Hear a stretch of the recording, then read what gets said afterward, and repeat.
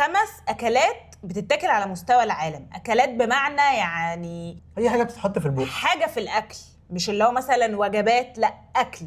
طيب تمام. اللحمه؟ لا، اللحمه مش في اول 5. ما الناس ما بتاكلش، الناس تقشفت، مش في أول العالم 5. تقشف خلاص. السمك اكيد طالما اللحمه مش موجوده، بس السمك مش موجود. السمك مش موجود. طيب الخضار؟ ايه في الخضار؟ حاجه.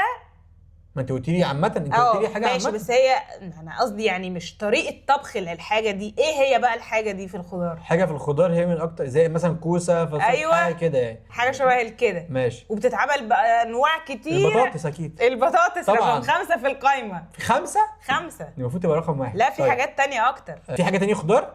لا. طيب العيش؟ العيش رقم 2 في القائمه. الرز؟ الرز رقم 1 في القائمه. والله العب يا عموره، العب العب العب. اون فاير. فاضل لي قد ايه كده؟ فاضل لك 2 والاثنين سهلين جدا. شرب؟ لا غلط. احنا نفسنا ايه؟ احنا بناكلهم على طول. حاجه حلويات بقى؟ لا اكل. اكل. طيب بناكلهم على المكرونه؟ المكرونه الباستا رقم 3. نلعبيها ايطاليا. 4 بقى. 4. ايه بقى دي؟ الدجاج. الدجاج ألذ.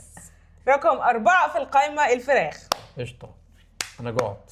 انت جوعت. اقوم اكل دلوقتي.